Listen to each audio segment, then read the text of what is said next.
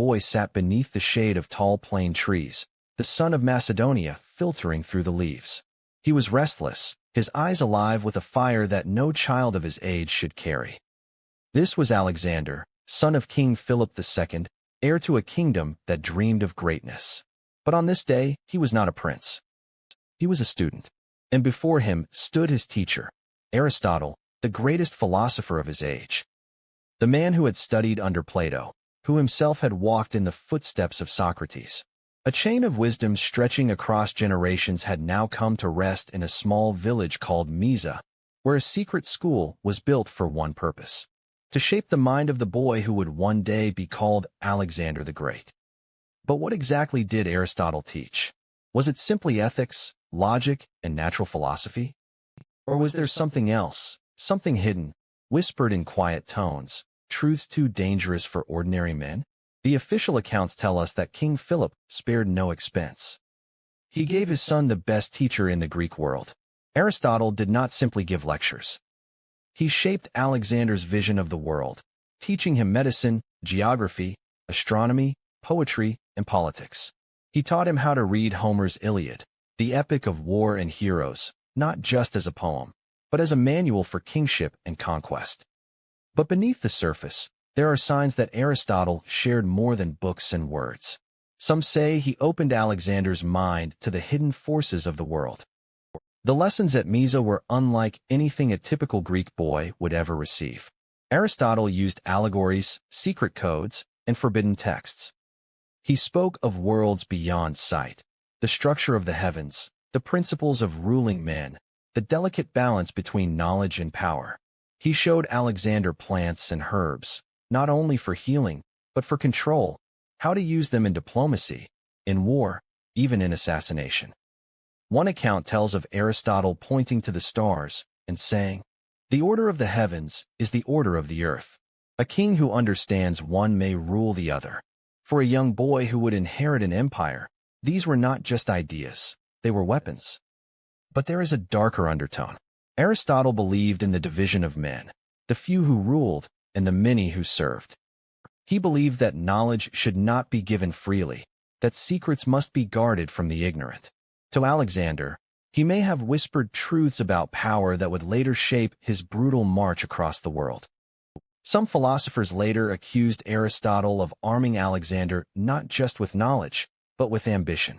He taught him about the Persian Empire, about how it could be conquered, how its weaknesses lay in its vastness. He fed the boy stories of Achilles and Hector, heroes who had fought for glory beyond death, and in doing so, planted in him the seed of immortality, the belief that Alexander too must etch his name into eternity. The school of Mysa was hidden, but its lessons were not ordinary.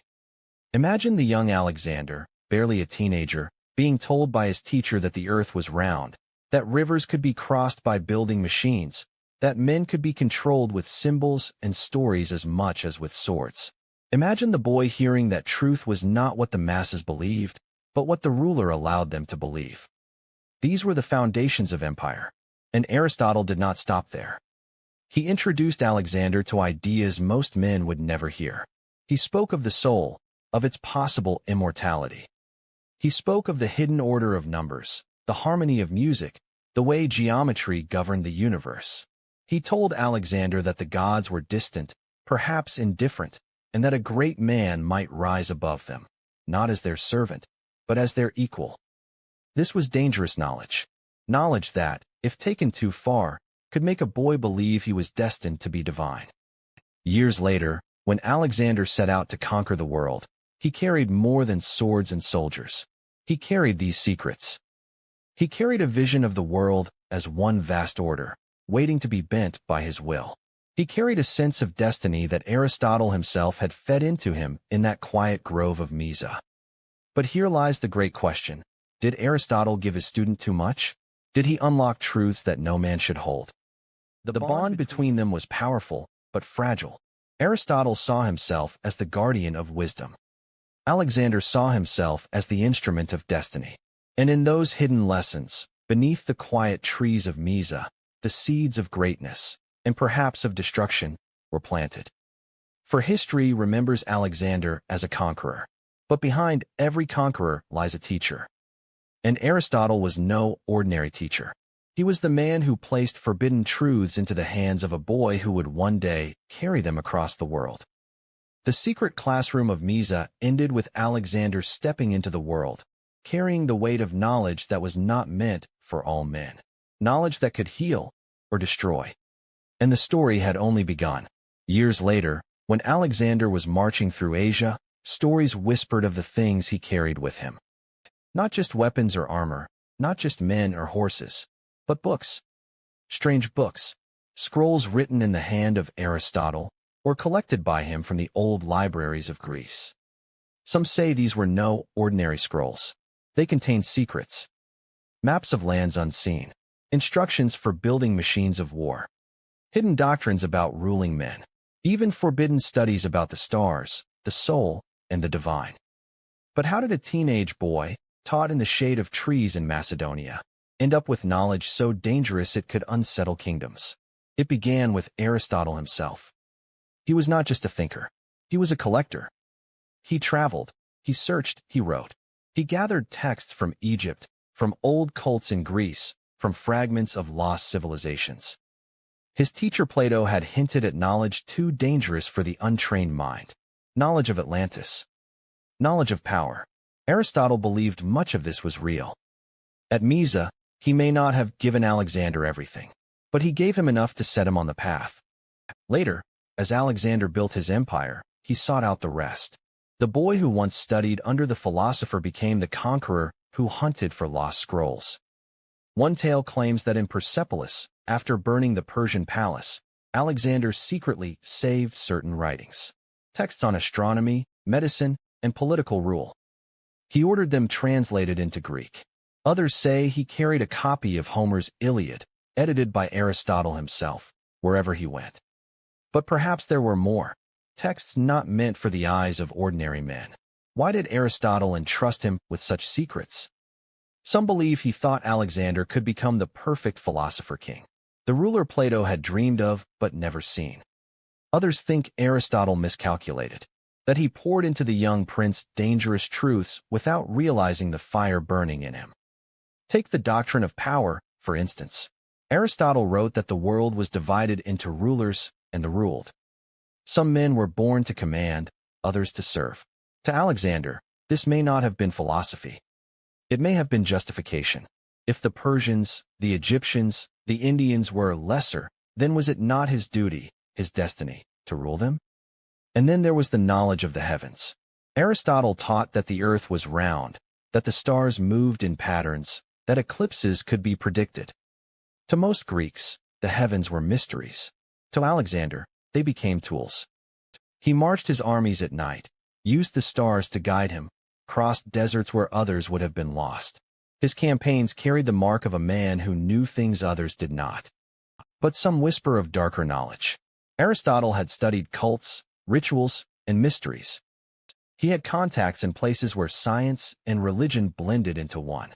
He may have shown Alexander fragments of these mysteries, the Orphic hymns, the secrets of Egyptian priests, the hidden teachings about the soul leaving the body.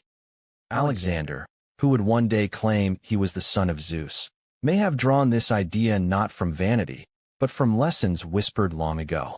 Imagine a boy being told, the gods are distant. The divine is in men, and some men rise higher than the rest. It was not simply ambition. It was doctrine, a philosophy dressed as destiny. And so, as Alexander marched eastward, rumors grew. Some said he carried scrolls that spoke of worlds beyond Greece. Some said he sought out secret temples in Egypt, hungry for knowledge older than his teachers. At Siwa Oasis, the priests called him the son of a god. Was this only flattery? Or had he already believed it, because of what Aristotle had taught? The forbidden scrolls, whether real or legend, became part of Alexander's myth. His conquests were not just military. They were intellectual. In every city, he demanded libraries. In every conquest, he hunted for texts. He was not only building an empire of land, but of knowledge. But here lies the question, did Aristotle regret what he had done? Some records say that later, when Alexander became too godlike, too demanding, Aristotle distanced himself. He refused to call him divine. He criticized him. And after Alexander's death, Aristotle himself was forced to flee Athens, accused of impiety. Perhaps because people believed he had planted the seeds of Alexander's dangerous beliefs. The scrolls, the forbidden teachings, these were not only Aristotle's burden, but Alexander's weapon. They shaped his march, his vision, and his legacy. But knowledge is a double-edged sword. It builds and it destroys. And soon, teacher and student would no longer walk the same path. For the last meeting between them would reveal the true cost of secrets. The empire stretched across continents. Alexander the Great had done the impossible. From Greece to Egypt, from Persia to the edge of India, his banners flew, his armies marched, and his name thundered across the world. And yet, he was not the same boy who once sat beneath the trees at Mysa, listening to the calm voice of Aristotle. The stories of their last meeting are veiled in mystery. Some say it was in person, when Alexander returned briefly to Greece. Others say it was through letters, written across vast distances. Whatever the truth, their final exchange feels like a clash between two worlds, the philosopher of reason, and the king who believed himself divine. By now, Alexander no longer called himself merely a king. He demanded titles reserved for gods. The son of Zeus, a living deity. His men knelt before him, touching their foreheads to the ground. Even old companions who once shared his bread now had to bow. When word of this reached Aristotle, he was unsettled, perhaps even afraid. He had once taught Alexander the balance of logic, moderation, and justice. But here was his student, intoxicated with power, standing at the edge of madness. One letter, preserved in fragments, hints at Aristotle's warning. He reminded Alexander that a king must rule as a man, not as a god. That flattery was poison. That hubris, the arrogance of believing oneself above mortals, was the downfall of every great ruler. But Alexander, if he answered, had already crossed a line. He no longer needed approval. He believed his destiny was written in the stars, and perhaps, in those forbidden scrolls Aristotle had once revealed. Some historians whisper that Aristotle feared Alexander might turn against him. After all, Alexander had grown ruthless. He killed friends who doubted him. He destroyed cities that resisted. Why not silence a teacher who questioned his divinity? Others suggest that Alexander himself began to mistrust Aristotle. There were rumors, dark ones, that Aristotle's own nephew, Callisthenes, who traveled with Alexander as a historian, plotted against the king. Callisthenes spoke too boldly, criticizing the custom of kneeling before Alexander. For this, he was imprisoned, and soon after dead. Some said Aristotle's bloodline was cursed by Alexander's wrath. Was this the final break? Did the philosopher and the king see each other as enemies, each carrying knowledge too dangerous to ignore? In the end, their relationship collapsed into silence. Alexander marched deeper into Asia, searching for glory and immortality. Aristotle stayed in Greece, surrounded by scrolls, but haunted by the shadow of his most famous student. And then came the sudden news. Alexander was dead. Babylon, 323 BCE. A fever, some claimed. Poison, others whispered. He was only 32. When the word reached Aristotle, the city of Athens stirred. They hated Macedonian rule. And to them, Aristotle was too close to the dead king. Too close to the conqueror they despised. Soon, the philosopher was accused of impiety, the very crime that killed Socrates decades before. But Aristotle remembered Socrates. He would not share his fate. He fled Athens, declaring he would not let the city sin twice against philosophy. He lived in exile until his own death a year later.